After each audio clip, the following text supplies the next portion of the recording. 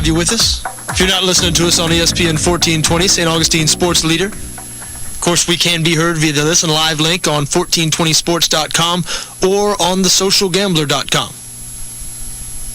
You can also find us on the TuneIn radio app, so no excuse not to get the program no matter where you are in the world. Again, glad you're joining us today. I'm John Arnette. This is the Social Gambler Radio Hour. We are brought to you by thesocialgambler.com, your leader in free sports picks, news, and reviews. Video podcasts of this show now available on The Social Gambler. As I said a couple of days ago, I'm not sure whether that'll drive traffic or drive away traffic, but those guys are going with it, and God bless them for it. But that's not all. Plenty of other stuff on The Social Gambler. We'll get to some of it a little later. Some of the fresh content updated daily today, a little later. And it's Pete's favorite day of the year because we're going to lead off the show with some good old Jerry Sandusky talk. Pete's future babysitter, right? This guy, you can only imagine his nieces and nephews. If you're bad, you got to go spend time with Uncle Jerry. Have him chase you around the house a little bit. Probably shouldn't even be making a joke about it, but seriously, the free report was released today, which is, of course, the long-awaited report done by Louis Freeh, former director of the FBI. This thing was extensive, over 1,000 pages, contained 430 interviews, 3.5 million examined emails. That's right, 3.5 million. And the bottom line is, Joe Paterno comes out looking really, really bad. Those people who had held out hope that Joe Paterno just didn't know about this, and this was all Jerry Sandusky's thing, and of course anybody who knew about this would not let Sandusky hang out with children on campus at football games after they knew about it. Right? Wrong.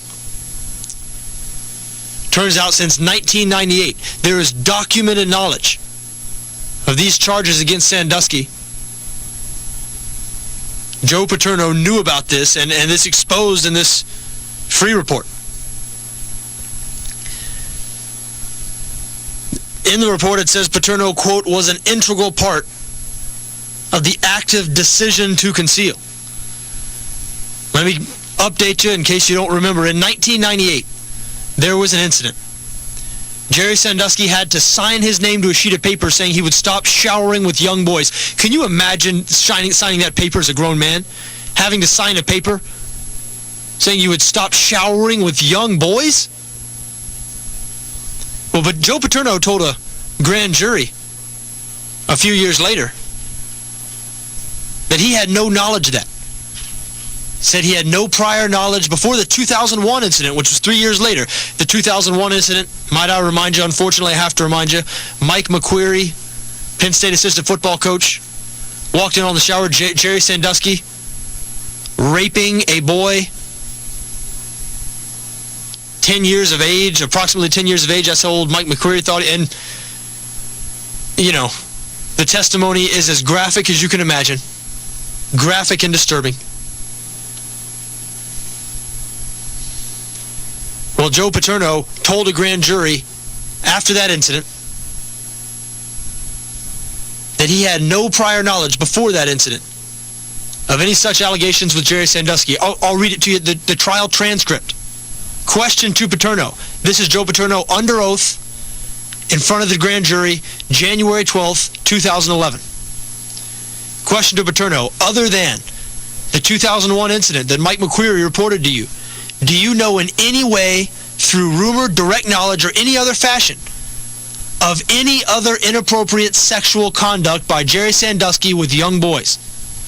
Joe Paterno's answer under oath, quote, I do not know of anything else that Jerry would be involved in of that nature, no. I do not know of it. Folks, that is a direct lie. How do we know that's a direct lie? Because Louis Freeh uncovered an email sent by former athletic director Tim Curley to former Vice President Gary Schultz. May 13th, 1998. 3 years before the shower incident that McQueary reported to Paterno. 10 days after the assault, the 1998 assault of another boy in the shower that prompted Jerry Sandusky having to sign these papers saying he would never again molest young boys. Athletic Director Curley sent Vice President Schultz an email, quote, "Anything new in this department? Coach is anxious to know where it stands."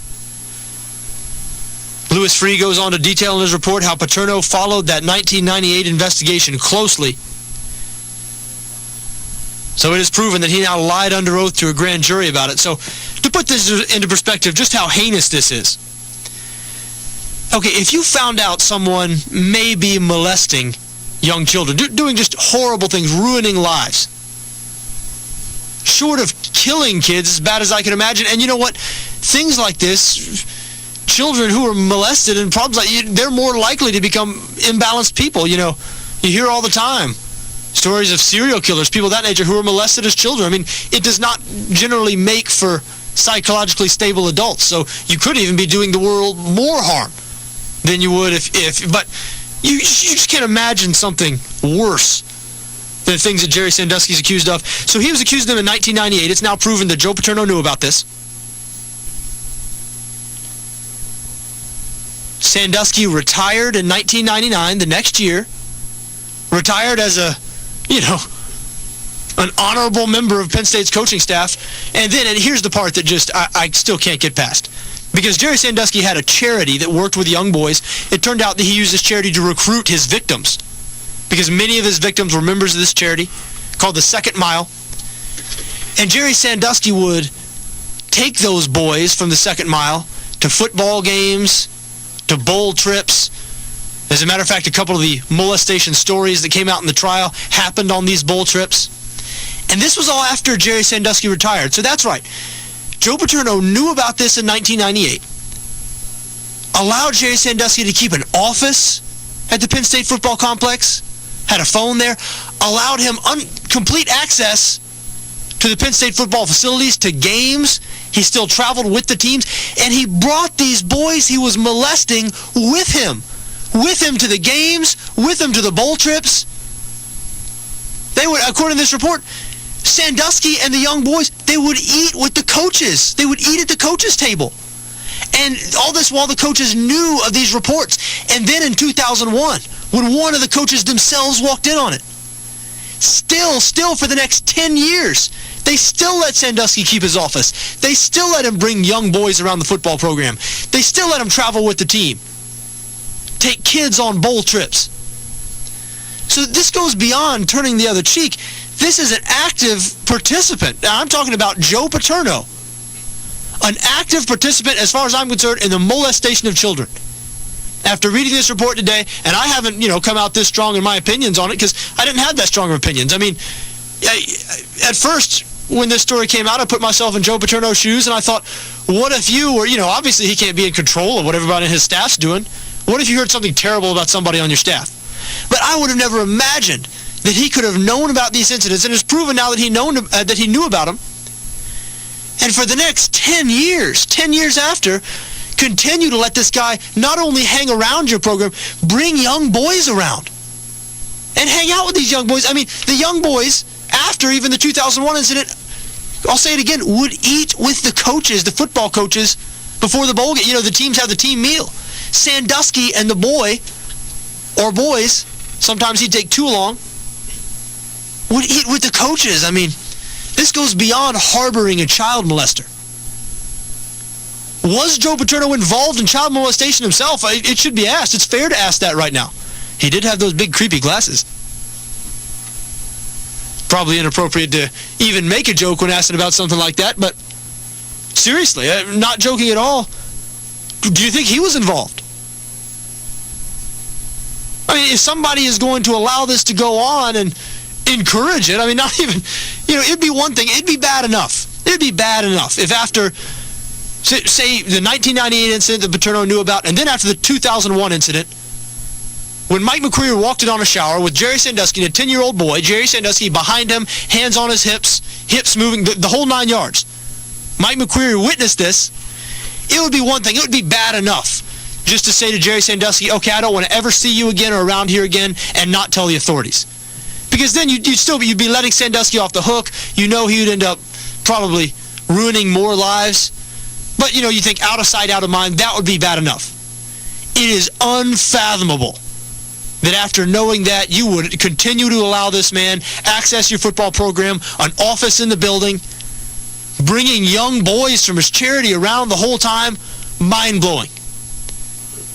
And if there are any Penn State fans, I know there's not a lot of them in this area, here in Northeast Florida. Maybe if you go a little further south, get some transplants. But if there are Penn State fans, Penn State graduates listening, there cannot be a statue of this man in front of your stadium. That is a disgrace. An absolute disgrace. And I don't care about the lives he helped mold, whatever. This guy was a football coach. It's not like he raised these guys from childhood. This far overshadows all that. What about all of the lives he ruined? I'm going to quote this free report now. It says, quote, our most saddening and sobering finding is the total disregard for safety and welfare of Sandusky's child victims by the most senior leaders at Penn State. The most powerful men at Penn State failed to take any steps whatsoever for 14 years to protect children who Sandusky victimized. That is 100% correct. And nobody, and he goes on to name the most powerful men at Penn State. President Graham Spanier, Athletic Director Tim Curley, Vice President Gary Schultz, and Head Coach Joe Paterno, and no one should be held more accountable, more responsible than Joe Paterno. I mean, that is directly under his nose. He is eating pre-game meals with Sandusky and these kids. I still almost can't believe it.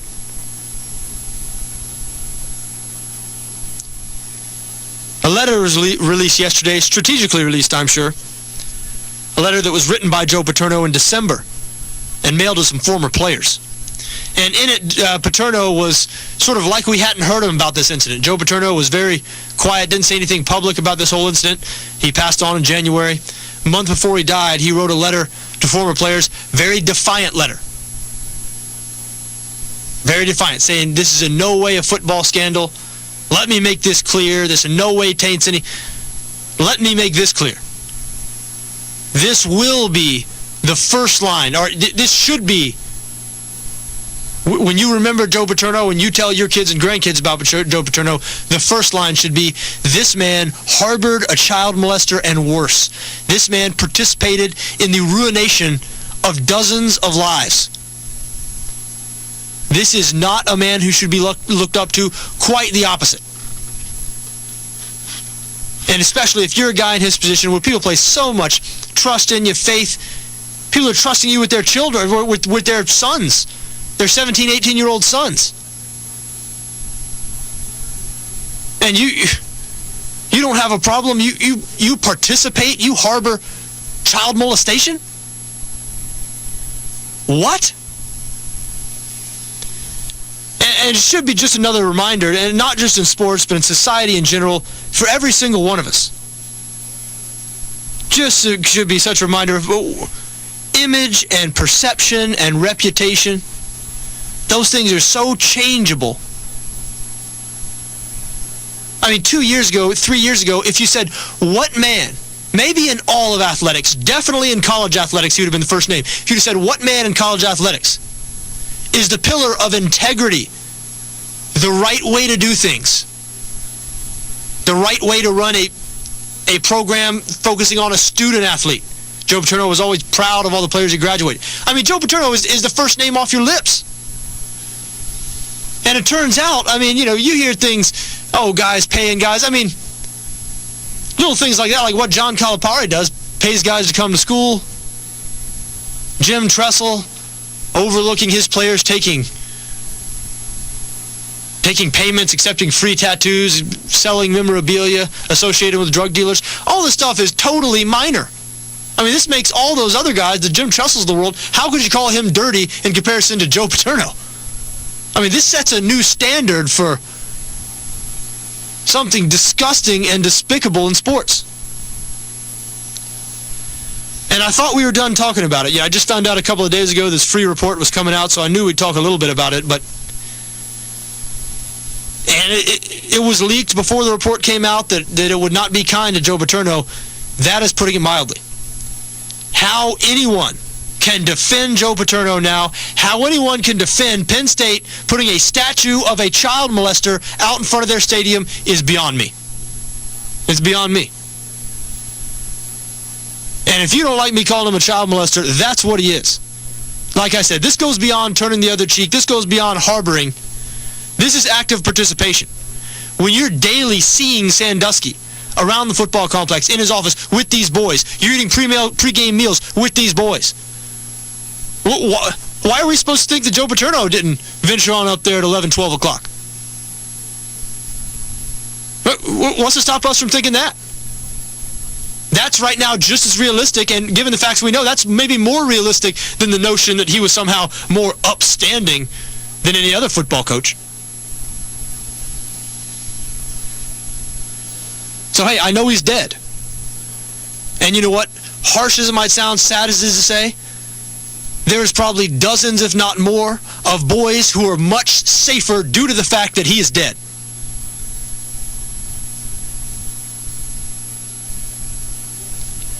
And that's how I feel about that. I'm going to move on now. I do not want to talk about child molestation the whole show. First, we do have to go to a quick break. If you'd like to join the program, 794-9001 is how you do that. You're welcome to get in here on the other side. I'm John Arnette, and this is the Social Gambler Radio Hour. Nothing says love like Italian food, so don't take her to a generic big chain Italian place.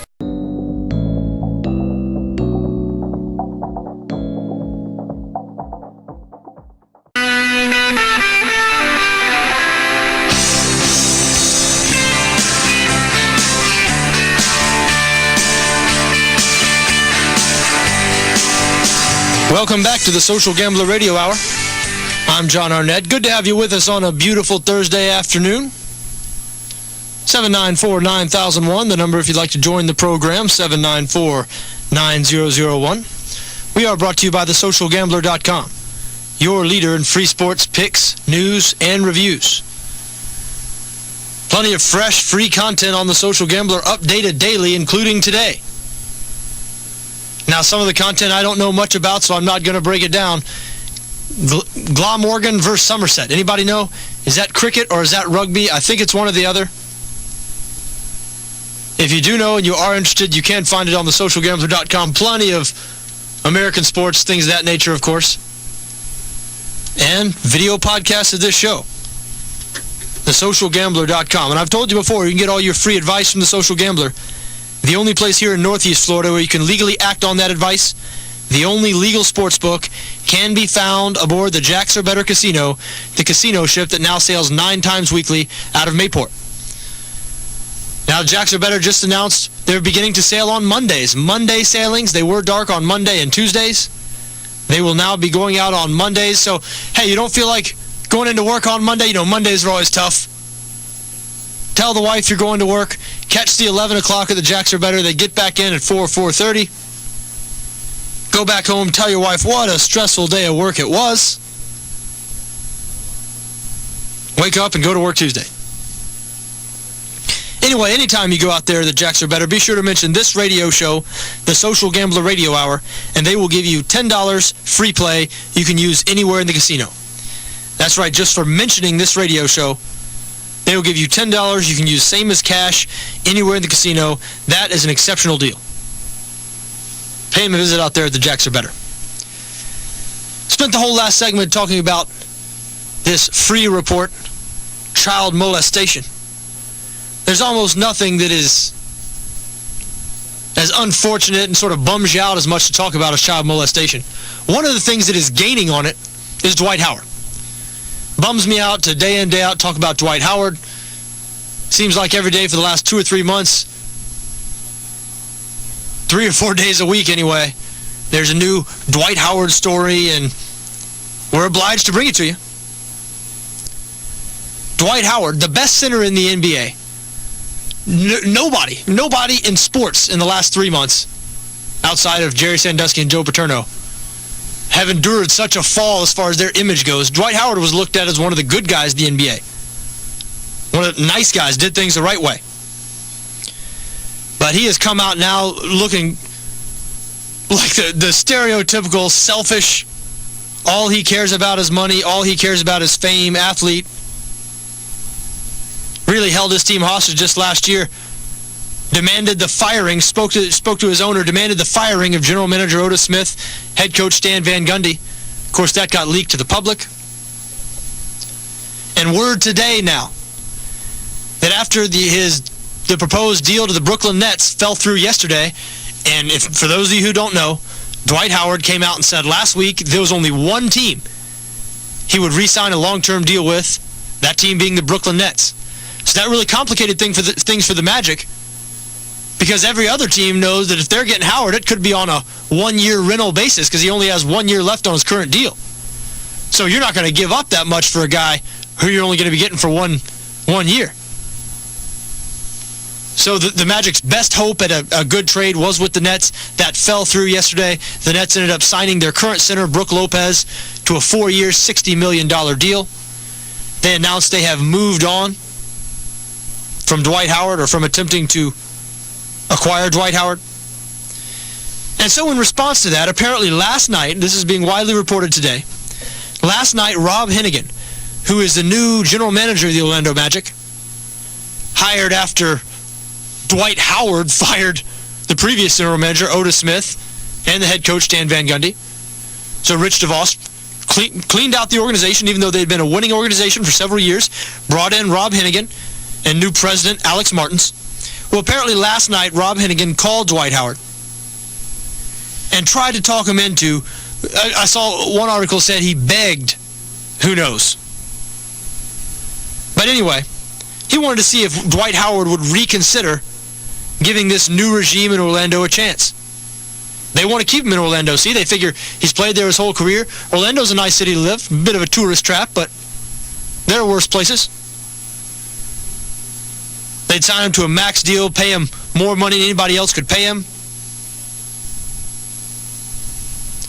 Dwight Howard turned him down. President Alex Martins was also on the phone when Hennigan was making this pitch, and apparently when Martins took over a couple of months ago, he made a similar pitch to Howard. Apparently Howard told the guys last night, quote, "I already heard that from the other guy on the phone." Meaning Alex Martins. He was talking to Rob Hennigan. So what do the Magic do now? I mean, you're just stuck with this guy. This guy said how bad does Dwight Howard look? Why won't he re-sign in Orlando? They did what he wanted. They got rid of the coach. They got rid of the general manager. This new general manager is now saying, hey, can we talk you into it? I mean, he would shape the roster around Howard. I mean, if the guy's putting an olive branch out there, apparently Rob Hennigan, for all I knew, I mean, I figured that Rob Hennigan, after what Dwight Howard did to the previous regime, would not want any part of him. I'd figure he'd think, let's move on from this guy, cut ties, get what we can for him, and I'll start building this team the way I want to. But in fact, apparently he's still trying to convince Howard to stay. Why wouldn't Howard stay? What is he going to have elsewhere that he doesn't have in Orlando? There can be only one answer: fame, right? I mean, that's the only thing he'd have. He wanted to go play in New York City. He's talked before about playing in LA. You never hear him talk about playing for the Denver Nuggets or the Memphis Grizzlies or the Portland Trail Blazers. Even though those three teams have some pretty good supporting casts. All three of those teams were a heck of a lot better than the Nets this past season. Now, I know the Nets added some pieces, and I think they're going to be good this year, but at this point with Dwight Howard, it's tough. So we're going to move on. College football news today. Coaches preseason All-SEC team announced. Now, SEC Media Days is next week in Birmingham. We were going to go take the show up there, but plans changed. Something came up. We will be right here in the studio. But the coaches always release their preseason All-SEC team in advance of Media Days. Sort of gives them something to talk about. Gives everybody something to write about heading into the Media Days. People around here may be interested. The Florida Gators, 0 players on the first team, either offense or defense, of the coaches' preseason All-SEC team. 0. Now, kicker Caleb Sturgis, from right here in St. Augustine, was named first-team kicker. And they had a couple of guys on the second team. Andre DeBose. Of course, DeBose was named as a return specialist. I know that doesn't surprise anybody. DeBose can fly, but doesn't look like much of a wide receiver. I mean, really rounds off all his cuts. Looks easy to guard unless he just runs by somebody. All of his best plays in his college career have been when he just straight line runs by everybody. I remember a lot of people when he came to Florida were comparing him to Percy Harvin. Not a fair comparison. And I know that after Percy Harvin watches him play now, that has to irritate him, thinking, these guys didn't appreciate me. What do they mean, this guy's Percy Harvin? But Andre DeBose was named second-team return specialist. And the Gators had 3 players on defense named as second team. Defensive tackle Sharif Floyd, linebacker John Bostic, safety Matt Elam. Elam really looks like a player to me. I mean, that guy, young guy, going to be around a couple more years, and he brings it. Hard-hitting safety. Bostic, I was a little surprised, Bostic, and no Jelani Jenkins. I know he doesn't hold up against the run very well. Gets sideline to sideline pretty well, though. I do expect the Gators to have a good defense this year. Though, like I've said, I do not expect them to have a good team. I think it is going to be a tough year.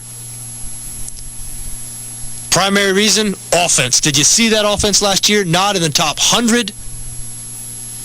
And I hear people, when other people are sort of, over the last few days, I've heard people start to break down the Gators this upcoming season. You know, we're in the doldrums of July, so people are looking for things to talk about, so time to start the college football previews. When most people talk about the Gators and their offense this year and how it's going to change, they all say, well, the new offensive coordinator, Boise State, they don't mention that Will Muschamp, they act like Will Muschamp is, they don't mention Will Muschamp's comments saying he wants to run the same offense as last year. He said it's easier to teach one guy than 41 guys. Wants to keep the plays the same. Now, there'll be a new offensive coordinator. There'll be a new guy calling those plays. So I guess the order of the plays will be different. Brent Peace will be the guy calling the plays now. But the plays themselves will apparently be the same. Brent Peace is not bringing down his playbook from Boise State. At least that's what Will Muschamp's told the media. But people basically have ignored that. Have ignored that it's like Will Muschamp didn't say that. Maybe he didn't mean it, but he said it because we talked about it on this show several times. Because I thought, it was a ridiculous thing to say. After the worst Florida offense in over 30 years last year, you get rid of the offensive coordinator and you bring in a new guy. Who says, when do you hear a head coach say, no, we're keeping the same plays as the old offensive coordinator? Keeping the same philosophy, especially when that offense wasn't working. It was anything but working. So I thought that was odd and troubling. And if the Gators don't make drastic change, now, I think they have the athletes. If there was drastic change made, I think they could get instantly much better on offense and win 9 or 10 games. If they brought in a guy, and you've probably heard me say it on the show before, I'm going to say it again, a guy from the Hal Mummy Mike Leach tree.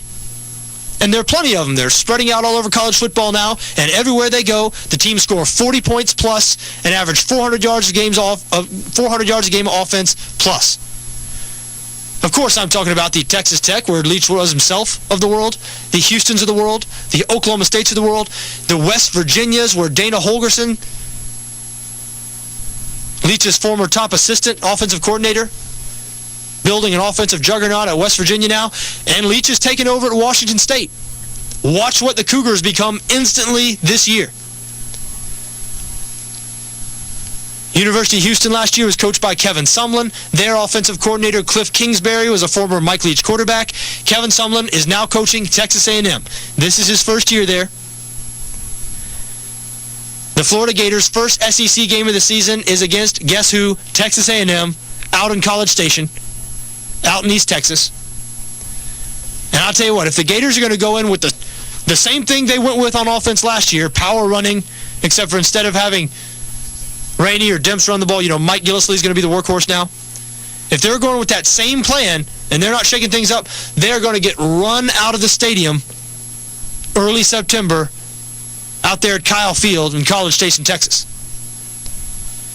And I know a lot of people think the Gators are going to just out-athlete Texas A&M, thinks their defense is good enough, going to be able to stop Texas A&M, but boy, right now I really like Texas A&M's chances to win that ball game, because I don't think we're going to see drastic changes from the Florida offense this year. As we mentioned a couple of minutes ago, 0 Florida Gators on the offensive or defensive coaches preseason All-SEC first team, 4 on the second team. Found an interesting 21 of 28 players on the first team here, the coaches preseason All-SEC first team. 21 of 28 players were from the SEC West.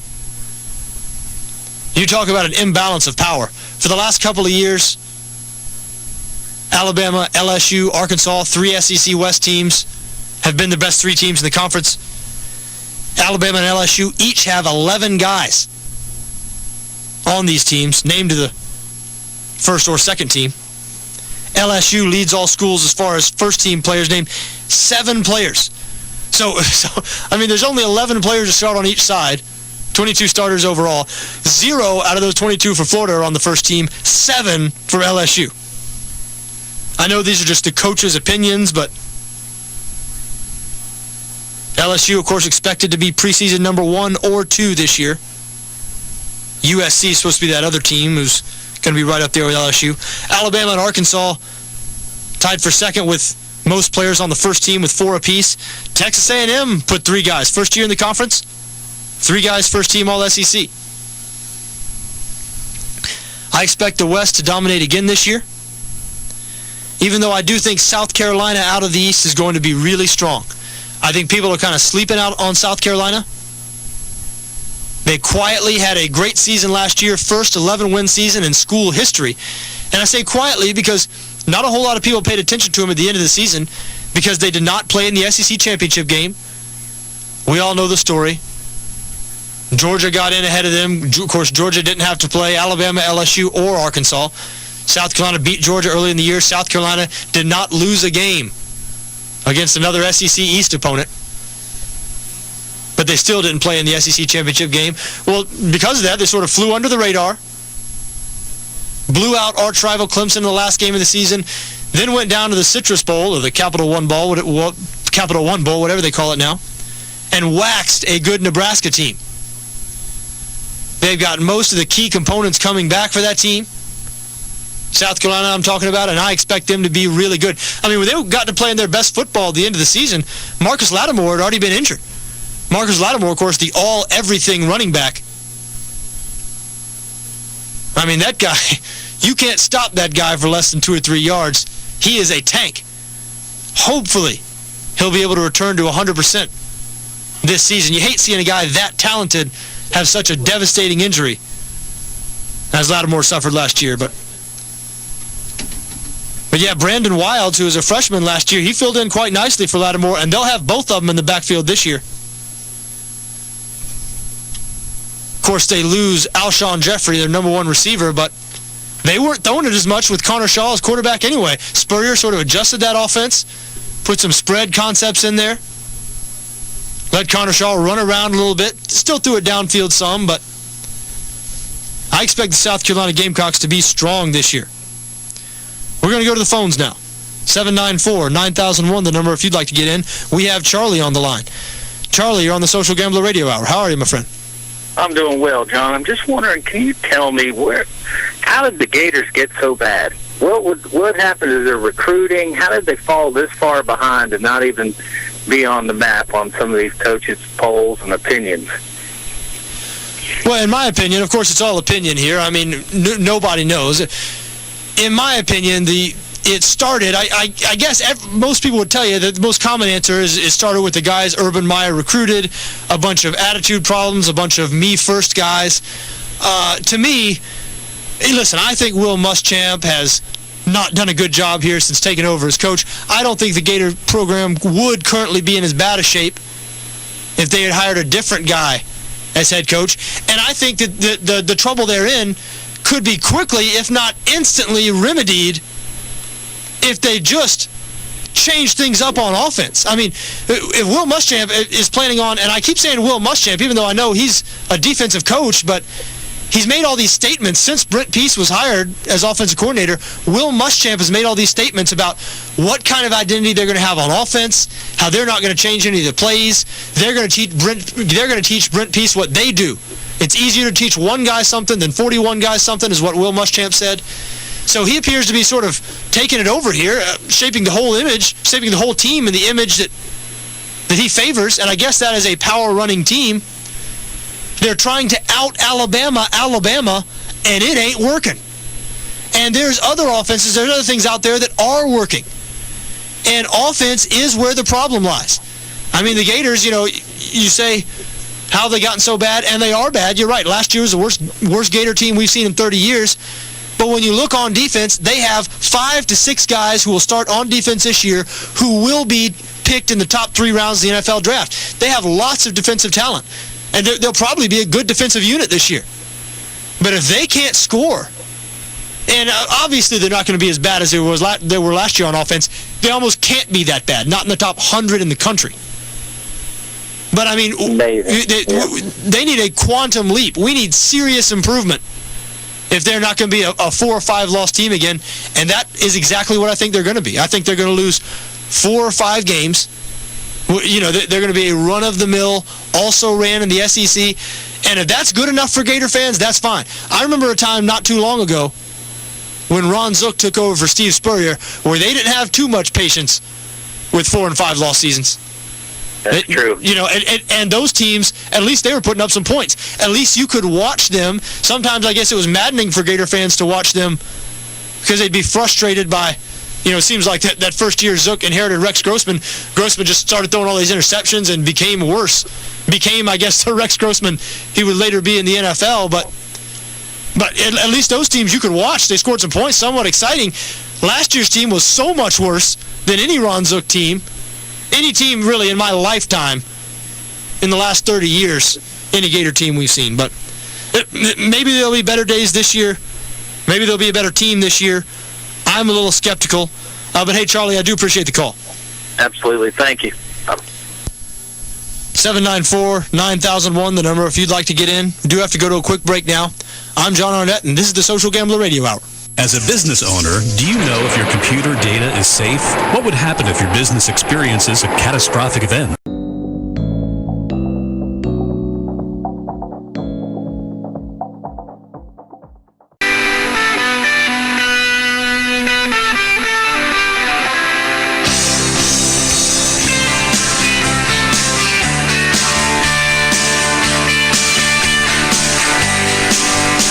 Welcome back to the Social Gambler Radio Hour.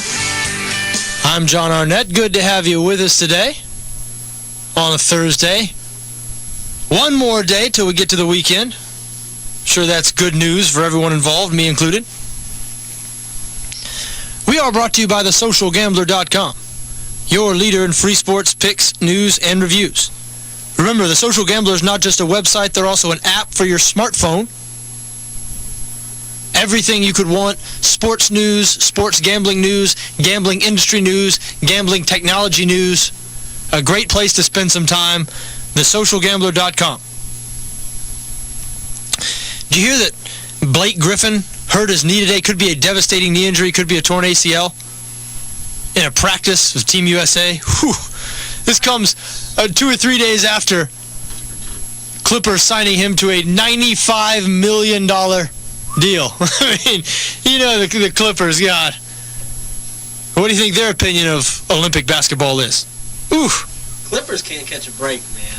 Well, I think Pete's telling me the Clippers can't catch a break. I think a lot of that is the Clippers' own doing, to be quite honest with you. Donald Sterling.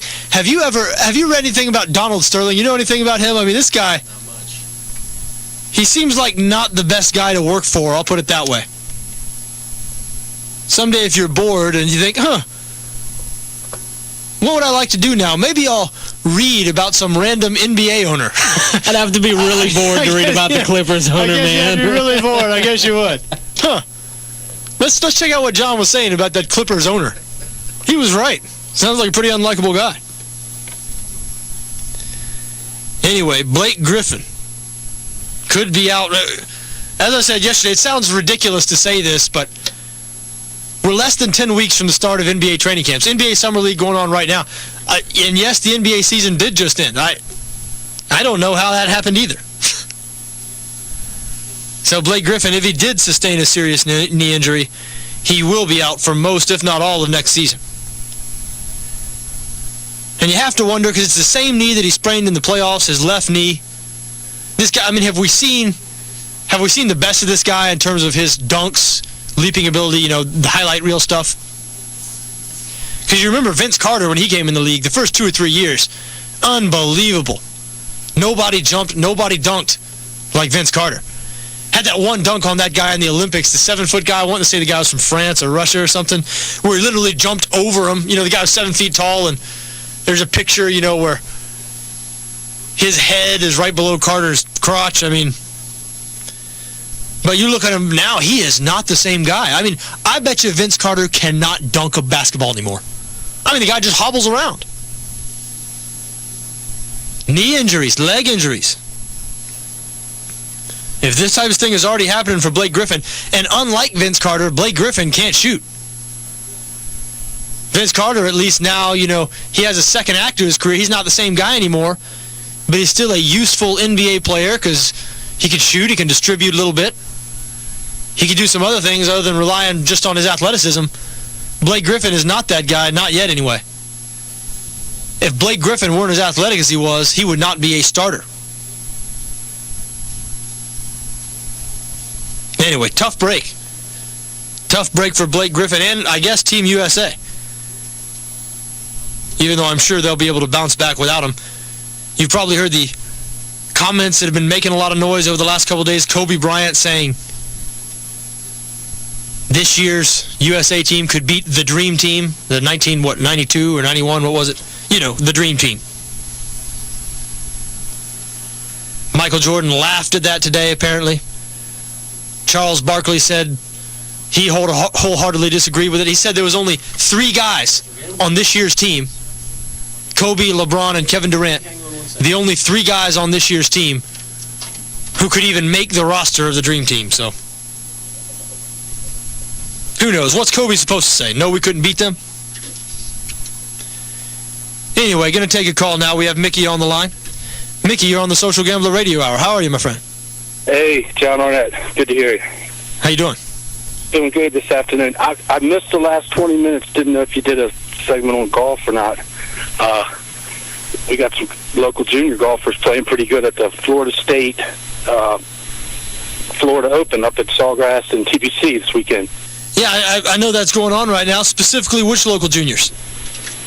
Today was the 3rd round, and tied for 2nd was Kevin Sladen, right out of Ponte Vedra, played for Ponte Vedra High School. All right, good stuff. He was playing against, what was that kid's name, Jerry Chang, that played in the U.S. Open? Oh, yeah. Andy, I believe. His first name was Andy Chang. Yeah. But Hanks Massey, another kid that lives right there in Ponte Vedra with, I think, Comstock that plays at Bowles. But anyway, that was pretty cool. I stumbled over there, hit balls yesterday, didn't know it was playing, and got to watch a few hours of those kids there. Yeah, no, that's good stuff. Now, did you see the Matisse kid, Michael Matisse? Have you seen how he's doing? I didn't watch him. He was about midway on the pack. I think he was going to make the cut. But, low round yesterday was 4 under by that boy Kevin, so it was pretty sweet on the Valley course. Yeah, I know. It's tough out there. It's not just those guys that have trouble with it out there. When the Nationwide Tour comes and plays the Valley course, single-digit under usually wins. So they get that Valley course playing awful tough. Yeah, Michael Matisse, of course, I knew he was going to play in the event. I know him fairly well. He's a good young kid and a good young player, rooting for him. And, yeah, Mickey, I'm glad you called in and told us about that. Now, while I got you on the phone and while we're talking about golf, it's a perfect segue. I haven't brought it up yet on the show. What is your opinion? I have my opinion, but I want to hear somebody else who enjoys golf. What is your opinion on the changes to the PGA Tour qualifying process? Because as you probably know, after this year, there will no longer be a qualifying school where anyone can get to the PGA Tour. That qualifying process, instead, you'll only be able to get to the web.com tour, which is what they call the Nationwide Tour now. and you'll have to play your way onto the PGA Tour that way, which is going to eliminate a lot of the young stars we've seen the last couple of years. Guys like Ricky Fowler, for example, will maybe not eliminate, it'll just delay those guys getting to the PGA Tour. As a golf fan, what's your opinion on that? Well, the Q school was a tough process, and to kind of weeded out the players from the guys that show up every once in a while. How do they get? I don't know how they get elected to be able to come out and play on the web.com. Is that pay your money and sign up, and as long as you... Oh, no. You have to get status on the web.com through Q School, and Q School is now going to be the only way you get status on the web.com. The other way, they hold Monday qualifiers every week, 14-spot Monday qualifiers, as opposed to the 4-spotters on the PGA Tour. And so some guys, like Ted Potter Jr., for example, who won last week on the PGA Tour, last year he didn't have any status anywhere. He went and Mondayed for a nationwide event and won it, got nationwide status, ended up winning another one, and so he got to the PGA Tour through the nationwide tour. But I still think. Go ahead. No, I was going to say, I don't know. Q School is always the grind, and then you finally make it through, and then they go, welcome to the web.com. Exactly. Exactly. And, when you look at the web.com money list, and they're not expected to raise the purses next year, the purses for each event are still going to be $500,000, $600,000. No, the 75th guy on the web.com money list made $75,000 in earnings last year. Now, when you think of the expenses, because those guys, they pay their own way for travel. It's not like the tour takes care of them or anything. They travel all around the country and the world. They pay for hotel room, all their traveling expenses, all their food. So that guy who made $75,000, realistically, he's probably only clearing $25 or $30,000 for the year. I mean, and this is a guy who finished 75th on the money list. I mean, so there's plenty of players who made a lot less than that. So it's tough to make a living. There's only 40 or 50 guys on the web.com tour making a good living. And so what I'm wondering, are they still going to be able to get away with charging $5,000 or $6,000 for qualifying school? Are you going to pay $5,000 if the big reward at the end, if you succeed in qualifying school, congratulations, you get to be on a tour where you got to really grind it out just to get by? Right. I don't know. I don't know. Some of the pros on that level. I wonder what they're feeling. But I guess I didn't know it as well as you explained it. I probably wouldn't be too happy with that. Yeah. Well, I wouldn't be either if I was an aspiring pro. One person I would be happy about it if I was somebody involved with the web.com tour, because what it does, it makes that tour a whole lot more relevant now. Because like I said, no matter who you are. I mean, Ricky Fowler, he got through Q School his first time through. That's why he was so young out on the tour. Anthony Kim the same way. Those guys would not be able to do that. They will not be able to do that anymore. They'll have to go to the web.com tour. So now that tour will be able to sell themselves as really, the future stars really do play here. But aside from that tour, I'm not sure who this benefits. Yeah, I don't know. I mean, that's going to be definitely the minor league for golf, but I guess we'll just have to wait and see how that one plays out. They might end up changing it back after a few years if it doesn't work out good for them.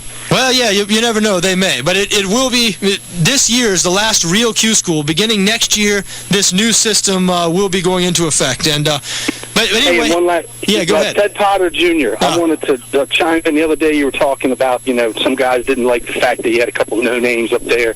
I was on the other side of the fence. I was more excited for those guys because they, everybody's only a few strokes away, playing at that level. And for him to play his butt off all them years, drive around in a station wagon, and finally win some money. You're exactly right, Mickey. I'm so sorry we have to cut you off. We are completely out of time for the day. Thanks for joining us. Thanks for your call. Call me back tomorrow. We'll talk more about it. I'm John Arnette, and this is the Social Gambler Radio Hour.